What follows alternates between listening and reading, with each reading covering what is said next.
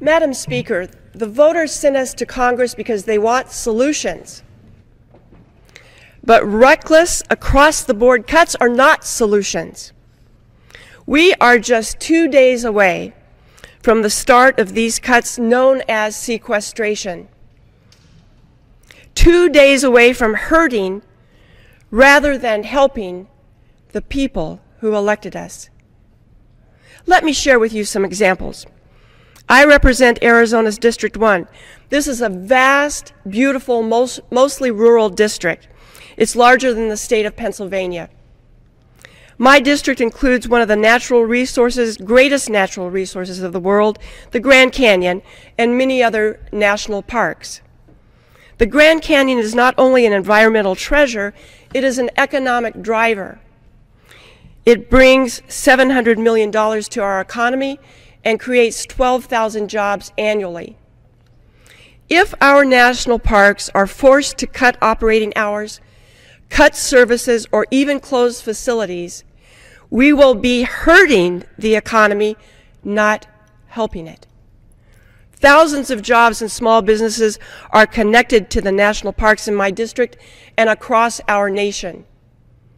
Hurting our national parks is not a solution. I'm also concerned about how sequestration will hurt education. Thousands of low-income students in Arizona would no longer receive aid to help cover the costs of college. Work-study jobs would be eliminated. And Arizona is the largest recipient of impact aid funding in the nation. Impact aid compensates local school districts for revenue they lost due to the presence of federally owned and therefore tax-exempt property. It compensates local school districts for costs incurred due to federally connected students. What are federally connected students? These are students who are Native American, have a parent in the military, or live on federal property. In my district in 2012, for example, the Chinle Unified School District received more than $22 million in impact aid.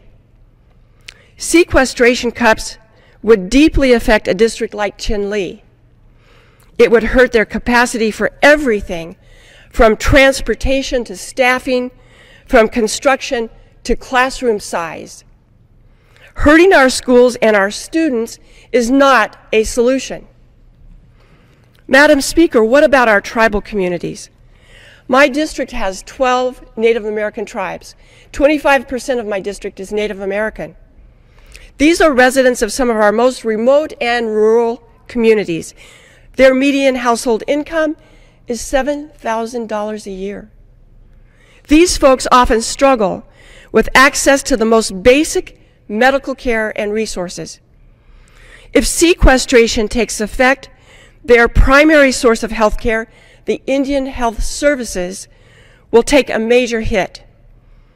Other federal programs such as Medicare, Medicaid, and veterans benefits are exempt from sequestration cuts. Indian Health Service is not exempt.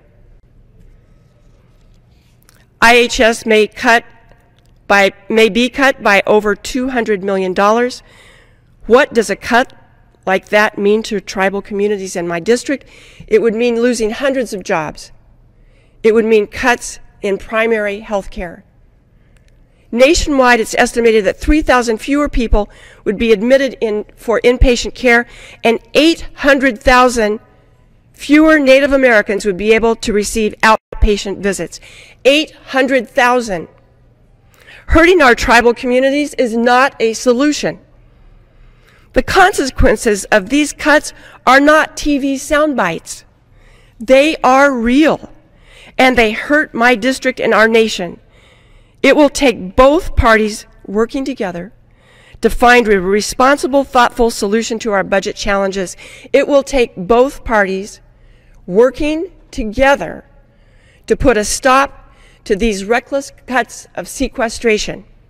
So let's work together, and let's show the American people that we are a Congress that can find solutions. Thank you, Madam Speaker. I yield back the balance of my time. The gentlelady yields.